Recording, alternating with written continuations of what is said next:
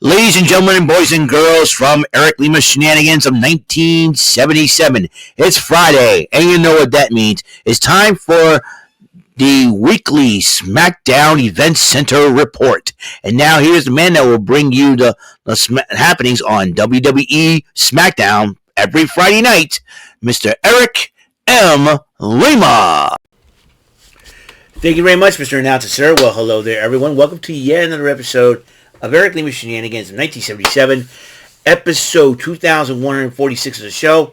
Glad to be here, and once again, and it is April the 4th, 2025, 11:32 p.m. As you know, officially, I am on vacation. Not the way I wanted to start off my vacation. There's a lot of stuff that's been happening. A lot of stuff wrong has been happening and everything else, but I gotta remain calm and see if I can get everything right. All right. So, in order to do that, gotta talk some wrestling to keep my mind off things. It has not been very easy this week at all. You would think Friday's supposed to be a grand day, like the day's like, thank God the weekend's here. I don't know, but things go wrong. You know what I mean? And if you saw my past couple episodes, you know what I'm talking about. So, yeah. Only one good thing, a couple good things. At least I got my magazine in. And another good thing is the Red Sox won. Okay? So, I'll take that. You know what I mean?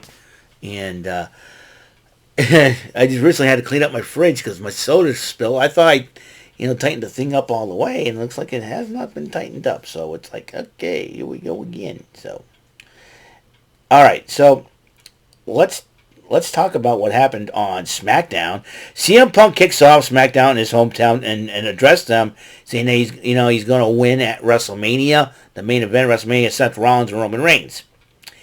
And Paul Heyman interrupts Punk, and Paul Heyman wants to know what the favor is.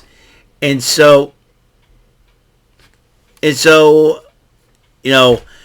Punk goes, when Roman Reigns gets here, I'll tell you. So there's that. And now, the debut. In fact, a couple of debuts, actually. Nathan Frazer's making his SmackDown debut as one, and he's still one half of the NXT Tag Team Champions. He took on Rey Fenix. You would think, the debuting Rey Fenix, you would think, this will be a great matchup. Now, a lot of people, some folks out there noticed a couple botches on Frazer's part.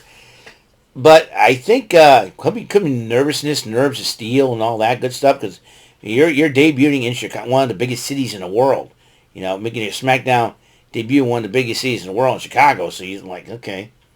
So, anyways, heck of a matchup. But Rey Fenix won with his variation of Muscle Buster. It turns into a driver that he calls the Mexican Muscle Buster. And Byron Saxton did interview Phoenix after the matchup. He says, I am WWE. And you know what? That's going to be huge, And you'll notice the logo of Rey Fenix. It is basically matches Penta's logo. So, only be a matter of time that the Lucha Brothers will be back together as a team. Los Garza, Legado del Fantasma, watching the matchup, that's impressive. That's how it's supposed to be done. And then Berto was like, are you serious? This is one match. You got lucky, all that. And then he goes, "Where's that? That's that fire I've been waiting for." And he says, and even Berto tells Santos Escobar, even Angel gave him a strange look, and said, "I believe I can be better than him. Why don't you prove it? I'll talk to Nick Aldis and I'll set up a match next week." And that match is going to happen next week: Rey Fenix versus Berto. I got to build the feeling that Legado del Fantasma is going to split up. I think Los Garza maybe end up joining forces with Andrade. And could Andrade and Los Garza be the heel while Santos Escobar be the face again? It'll be very interesting to see how that plays out. So, Drew McIntyre addresses Damian Priest of what he's done. And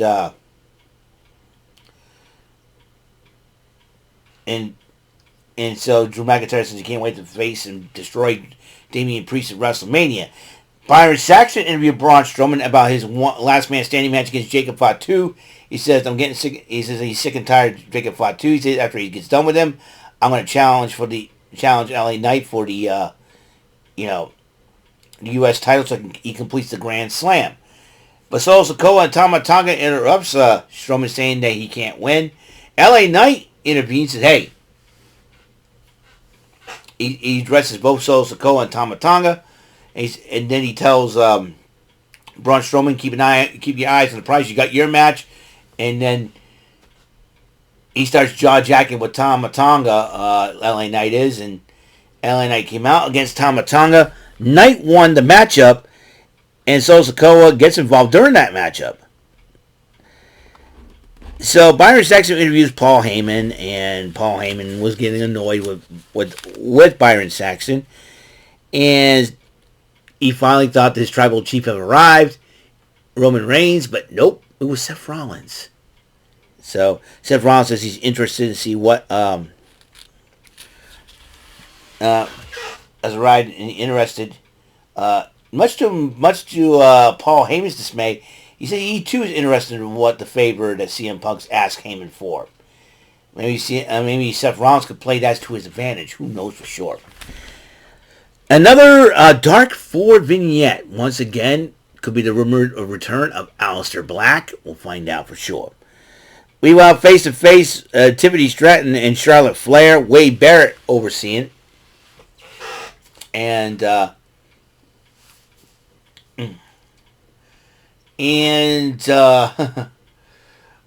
these ladies went back at each other, and then Tiffany Stratton came with a line of, you were drinking in your daddy's basement at age 25, and then she says, you're 0 for 3 in marriages, and then the funny part is Charlotte Flair goes, is that why Kaiser is in my DMs? Ludwig Kaiser, who currently is dating Tiffany Stratton, is Kaiser seeing Charlotte behind Tiffany Stratton's back? Gee, Ludwig Kaiser, if that's the case, bro, you're seeing Charlotte Flair. Tiffany Stratton's a lot more gorgeous than Charlotte Flair. Come on. Charlotte Flair is nothing but a Cher wannabe. Really? Really, Kaiser? Really? Come on, Ludwig. I would date Tiffany Stratton if I wanted to. But, like I said, now the hottest blonde in wrestling is this lady right here. Timeless Toni Storm. But, Ludwig Kaiser, your brain is really, really gone far if it's like, okay, her and Andrade finally divorced. Hey, I got a shot. Yeah, Kaiser, whatever. Hey, I would get a shot too, but I'm not interested in Charlotte Flair, dude. People are nuts. Anyways, Nick Aldis talked to Adam Pearce, and a women's tag team gauntlet will happen next week. And the winner of the tag team gauntlet match will challenge Liv Morgan and Raquel Rodriguez for the women's tag team titles at WrestleMania. Now, there are rumors going around that Kairi Sane is basically cleared to return to the ring. But what about Asuka? Is she cleared too? If that's the case, will the Kabuki Warriors be part of it? But right now, the Kabuki Warriors are not involved. All the other teams, Natalya and Maxine Dupree, they'll lose because Natalia's going to match on GCW WrestleMania weekend against Miyu Yamashita in GCW Bloodsport. Then you got the unlikely team of the Women's Intercontinental Championship Lyra Valkyria and Bayley. I got a hunch that team's going to break up. Then you got the Secret Hervis. You got Katana Chance and Kaden Carter. And let's see, what other team? I'm going to look this up on X for just 1 second here. What other team do they have? What other team do they have? Okay, here we go. It looks like a Pure Fusion Collection and the team of B-Fab and Michin. So, that goes like this. Once again, Kaden Carter, Katana Chance, the Women's Intercontinental Champion, Lyra Valkyria, and Bayley. The Pure Fusion Collection, that will be the only team of Shayna Baszler and Zoe Stark. B-Fab, Michin, the Secret Hervis, that's Alba Fire and Piper Niven, and Natalya and Maxine Dupree. And the winner of that match will face Liv Morgan and Raquel Rodriguez at WrestleMania for the Women's Tag Team Championship. Very interesting situation, to say the least. But what if one of those teams get replaced? Or will the Kabuki Warriors add it as a surprise team? That's something to consider of if they're cleared to compete. We'll see what happens in that situation.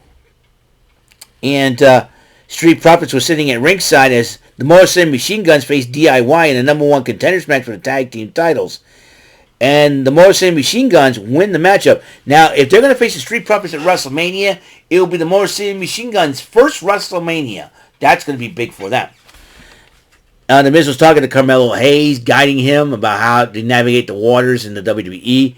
And they saw Pretty Deadly and started talking smack. Will Pretty Deadly turn face, maybe? I'll tell you one thing right now. Pretty Deadly as faces, they'd be an entertaining team. Yes, boy. I can say it again. Yes, boy. I got my Pretty Deadly t-shirt. Yes, boy. Okay. B-Fab went one-on-one with Naomi, but before that, Jade Cargill attacks Naomi before the matchup.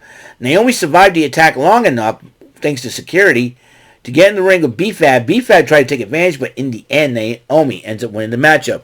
She calls out Jade Cargill, saying, "Where you at?" Jade Cargill attacked Naomi from behind, and then Cargill fights off security. And then Nick Aldis goes, "You know what? I've had enough. You guys are going to go at it at WrestleMania." Then Damian Priest responds to Drew McIntyre. Says, "It's your fault. You're to blame. Stop blaming others." And Damian Priest says he can't wait to kick his butt at WrestleMania. Now, Nick Aldis introduces Kevin Owens to the ring. Kevin Owens addresses the Chicago crowd. He said he may have to have neck surgery. And then Randy Orton interrupts Owens after Owens is done. Owens walks out of the ring.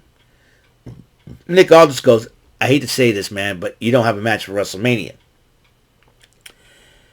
And then Randy Orton RKO's Nick Aldis. "Orton, what are you thinking, man? That's the general manager you just RKO'd, dude. Are you trying to get the general manager to face you one-on-one? I know Nick Aldis can wrestle, but can he still go? That's the question." If I were Nick Aldis, I would come up, I would get one of the gladiators. Bring back Mason Ryan. He was a fellow gladiator along with Aldis back in the Gladiator Revival of 2008 in the UK. Mason Ryan was known as Goliath. Why don't you give him a phone call and said, "My gladiator buddy's on his way. He's coming to get you." Or will he sign Rusev and say Rusev will be the guy replacing Kevin Owens in the match against Randy Orton? A great way for Rusev to return to the WWE. Or will Aleister Black be the guy? Who knows for sure? But one thing is for sure, however, Randy Orton, not happy camper. He might end up getting suspended for this. Well, we shall see. Meanwhile, last man standing matchup, Braun Strowman and Jacob Fatu one-on-one. They were beating the snot out of each other. And Jacob Fatu finally won the matchup. So Jacob Fatu will make his WrestleMania debut as he faces LA Knight for the United States title at WrestleMania. It's going to be a lot of fun. Byron Saxton interviewed Paul Heyman again. And Paul Heyman's like, mocking Byron Saxton. Roman Reigns arrives at the arena finally, but walks by Heyman, comes to the crowd, and asks the Chicago crowd to acknowledge him. And then Seth Rollins interrupts Reigns. He says, "I'm here to find out what this whole thing is all about. I'm just going to sit back and watch this." CM Punk comes out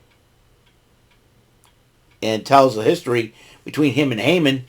And CM Punk goes, "The favor is this: in the main event if CM Punk makes it to the main event at WrestleMania, he wants to have Paul Heyman in his corner at Mania during the triple threat." And Roman Reigns couldn't believe it, so he tells Heyman, turn him down gently. He says, "No, I cannot, my tribal chief." CM Punk attacks Reigns from behind, hits him with a GTS.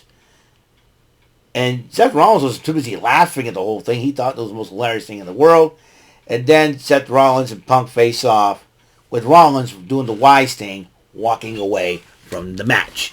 And that was your SmackDown Event Center report for April the 4th, 2025. Well, that's all the time we have on this great show. Thank you for tuning in. I will see you guys later. You guys have a wonderful, blessed night. Hopefully you guys had a better day than I did. And you know what, though? Tomorrow's another day. So, speaking of tomorrow, we got Card Sharks and Collision. And probably chilling with Jordy. So the 3 C's tomorrow. So until the next episode comes rolling around, Mr. Announcer, take us home. That is all for today's episode of the show. This is Mr. Announcer speaking for Eric Lima Shenanigans of 1977. A Big Beefy E and Do It for Bob Saget production, and in association with a Raving Bull for 3000 Telepictures and Distribution. Thank you for watching another episode of Eric Lima Shenanigans of 1977. See you later on the next episode of the show. Goodbye for now.